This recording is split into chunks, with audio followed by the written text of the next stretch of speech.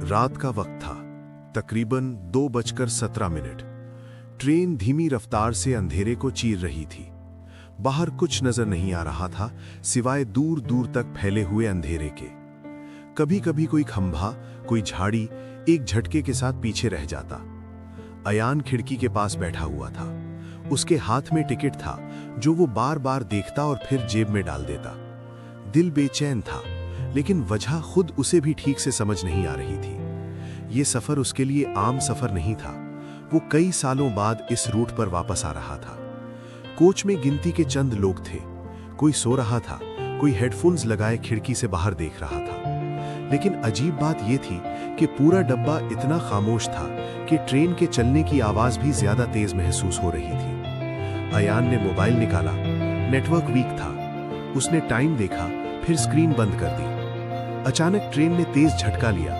अयान सीधा होकर बैठ गया। ट्रेन की स्पीड धीमी होती चली गई, फिर बिल्कुल रुक गई। लाइट्स हल्की सी झिलमिलाई, लेकिन बंद नहीं हुई। ये कौन सा स्टेशन है? अयान ने दिल ही दिल में सोचा। खिड़की से बाहर देखा। प्लेटफॉर्म नजर आ रहा था, लेकिन बिल्कुल खाली। न कोई पैसेंजर, न कोई पोर्टर, न कोई चाय वाला, न ही कोई अनाउंसमेंट। सिर्फ लंबी सी प्लेटफॉर्म, पुरानी सी बेंच और कुछ ट्यूब लाइट्स जो आधी जल रही थीं, आधी बुझी हुई। स्टेशन के बोर्ड पर नाम लिखा था, लेकिन इतना धुंधला कि पढ़ना मुश्किल था। अयान ने आंखें जोर से मसली और दोबारा देखा। नाम अब भी वाजे नहीं हो रहा था। ये स्टेशन पहले कभी नहीं देखा। उसके जहन में ख्याल आया। ट्रेन का दरवाजा खुद ब खुद खुल गया।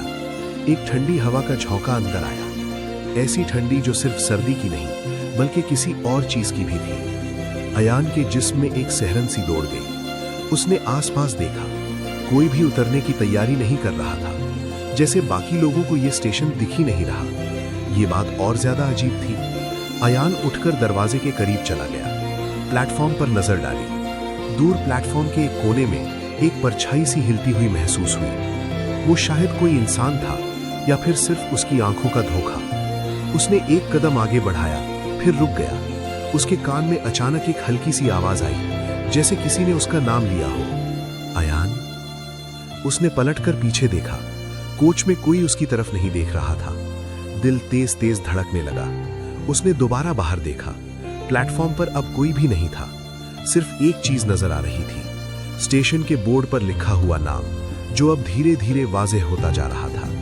अयान ने जब पूरा नाम पढ़ लिया तो उसका चेहरा सफेद पड़ गया, क्योंकि ये वही स्टेशन था जहां से उसकी जिंदगी सालों पहले बदल गई थी और जहां से वो कभी वापस नहीं आना चाहता था। ट्रेन अब भी रुकी हुई थी और प्लेटफॉर्म जैसे किसी का इंतजार कर रहा।